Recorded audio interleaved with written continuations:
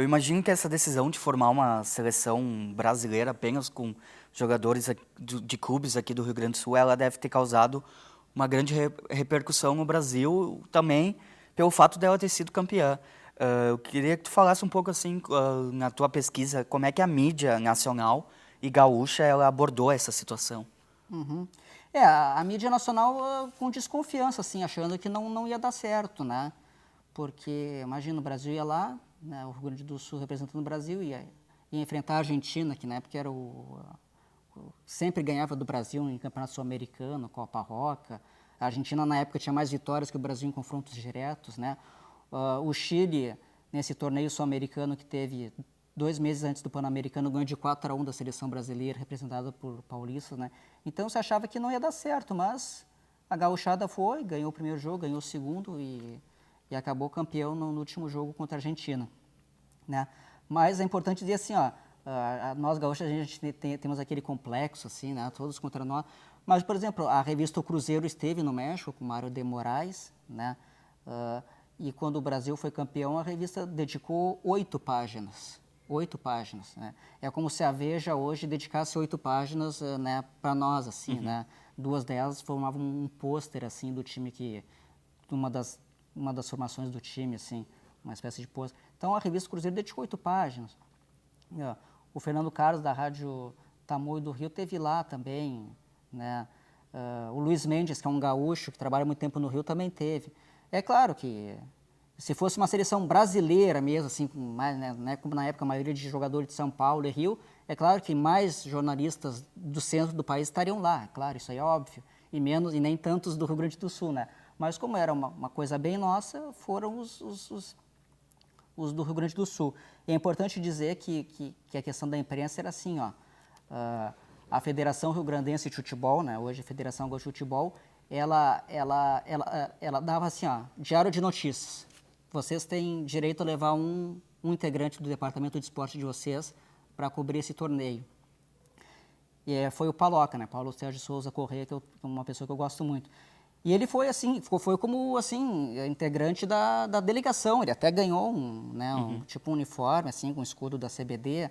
Cauda Júnior, né? Também, vocês da Cauda Júnior têm direito a levar um integrante. Aí foi o Lorival Viana e Silva, né? Também foi o presidente da ACEPA. A ACEPA era a Associação dos Cronistas Esportivos de Porto Alegre, né? O presidente era o Leonel Silveira, que também era locutor da Rádio Farroupilha, né? E ele foi também como um membro da delegação. E o Fernando Carlos, esse do Rio de Janeiro, ele foi através de um sorteio. Né? Lá foi feito um sorteio, botaram a cumbuca, um monte daqueles papelzinhos, né, com o nome de vários jornalistas de vários veículos lá de Rio e São Paulo, e o nome dele acabou sendo sorteado para cobrir o torneio. O Brasil, então, foram... quantos jogos que o Brasil teve nessa competição? Participaram do torneio o Brasil, o Chile, o Peru, o México, o país anfitrião, a Costa Rica e a Argentina, né? O último jogo foi contra a Argentina, né? Que terminou em empate. Terminou empatado. Se a Argentina ganhasse, teria um jogo de desempate, porque até então o Brasil tinha mais pontos, né? Mas se a Argentina ganhasse, ficaria com o mesmo número de pontos e haveria um jogo de desempate. No fim, o jogo terminou 2-2. O Enio Andrade, né, que todo mundo conhece como treinador, né, que foi campeão no Grêmio, no Inter, foi ele que, como jogador, marcou o gol do título. Tu teria, nas entrevistas com as pessoas que jogaram, com os jogadores e familiares, algum detalhe importante, alguma história inusitada que teria acontecido durante a competição ou no processo da viagem? O interessante assim, que na volta a delegação, a gente até tem uma foto no livro, foi recepcionada no Palácio do Catete, que ficava no Rio de Janeiro, né? A Brasília ainda estava em andamento. A delegação foi recebida no Palácio do Catete pelo presidente Juscelino Kubitschek, né? A gente até tem uma foto do Enio Rodrigues, né? Enio Rodrigues, que era o capitão do time, entregando o jarrito, o troféu, para o Juscelino, né? Isso foi uma coisa bacana. Na volta a Porto Alegre, 20% da população de Porto Alegre estava na rua, né? O pessoal chegou no aeroporto Salgado Filho, do Salgado Filho até o centro demorou 4 horas, né? O cortejo, assim, né? Foi uma festa muito grande. E no México em si, o que o pessoal mais gosta foi do episódio em que o Brasil estava jogando com o Peru, e o Peru ia fazer o gol e o massagista do Brasil, o Moura, ele atirou uma maleta na bola e aí deu uma confusão, e não saiu o gol e é o episódio mais pitoresco, assim, porque ele estava tendo um jogador atrás da goleira e quando viu que o negócio ali podia ficar feio, ele entrou e atirou uma maleta, aquelas maletas grandes, assim, pesado.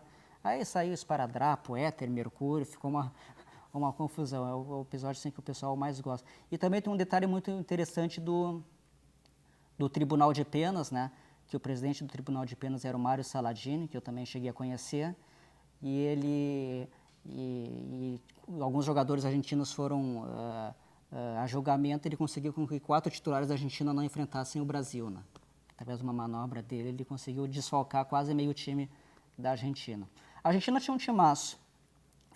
O goleiro era o Domingues, que depois foi jogar no Real Madrid. E nós estamos falando da década de 50. Não é como hoje, assim, que o jogador começa e já sai, volta, né? Naquela época era muito difícil. Tanto que o Pelé só jogou no Brasil. Só no final de carreira ele saiu. Mas o Domingues jogou no Real Madrid, o Loiá quando jogou na Itália. E o principal dele, 3 ou 4 jogadores jogaram na Itália, e o principal era o Sivori, né? Sivori, que era um baixinho. Ele foi 3 vezes campeão italiano pela Juventus de Turim e chegou a ganhar uma bola de ouro como o melhor jogador da Europa, né? Esse prêmio que existe até hoje, a bola de ouro, o Sivori, né? Que marcou um gol contra o Brasil até. A gente tem uma foto do exato momento em que ele está fazendo o gol. Ele era o grande cobrão da Argentina. Então a Argentina realmente tinha um timaço, né? Quando eu escrevi o livro, eu até sabia a escalação de cor da Argentina, né? Hoje eu estou meio enferrujado, mas seria Domingues, não vou me arriscar. Eu até tenho aí o time completo aí, mas não vou me arriscar. Mas eu sei que os principais eram o Sivori e o Domingues, que era o goleiro, além do Loiaco, né?